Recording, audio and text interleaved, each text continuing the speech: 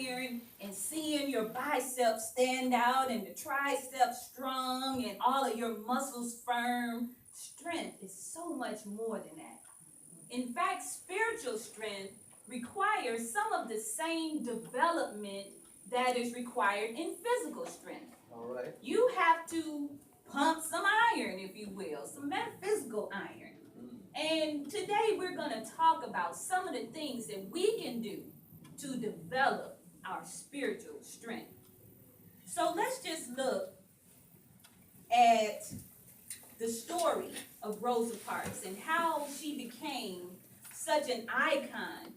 When we think about the movement, when we think about segregation, racism, all the things that was occurring during the time in which she made a stance against those things, just take yourself back to that particular time and imagine yourself being in the world as Rosa Parks. Think about her age at the time. She was 42 years old when the incident occurred that she decided to sit and not get up when the bus driver said, "I need this seat." Think about that. Some of you may still use public transportation from time to time. There's no place designated for white or black or colored or white or any of those things today.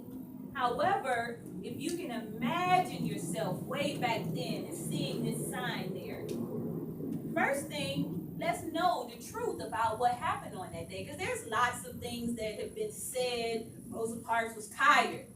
And she just decided to sit there and not get up because she was too tired to move. But I listened to Rosa Parks' own personal account of that day. She said she wasn't tired. That was not a true statement. She wasn't tired. What she was tired of, it wasn't a physical tired. She was tired of the fact that certain people thought that she was less than, or that her sisters and brothers and family members were less than someone else, and that that other person needed the chair more than she did. That's right. She was tired of the injustice. She was tired of someone telling her that she wasn't good enough to have the seat that she was seated in and that she had to get up and move. That's right. what she was tired of. All right, say that. Okay, so let's get clear about that. The other thing I want you to think about is the boycott that ensued after this incident took place over 381 days. So when we think about strength, we think about tenacity. We think about what does it require for you to be able to last 381 days without a service that definitely took the load off of you, getting you from point A to point B. If you walked a mile to get to the bus stop and then took a bus to go 15 miles to your destination, and now all of a sudden you do not have that source in between to get you those 15 miles, now you got to track it with your feet. You got to walk those extra miles, or as so many people did during that time, ones that had cars did carpooling, and so people kind of worked together. Unity was required. Yes. Strength was required. All right. People had to communicate. They had to sit down and draw up schedules and everything. Hey, I'm going this route. I'm going to be going down this street to that street. If you need a ride from here to there, I'm going to need you to be ready at this time.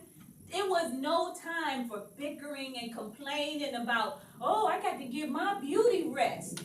I can't get up at that time.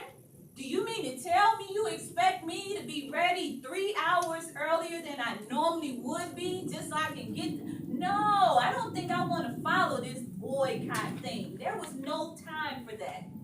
So as I think back to the strength of Queen Rosa Parks, I think about all of those things, and I can see myself having these conversations in my mind, having these conversations with my sister friends, and I'm like saying,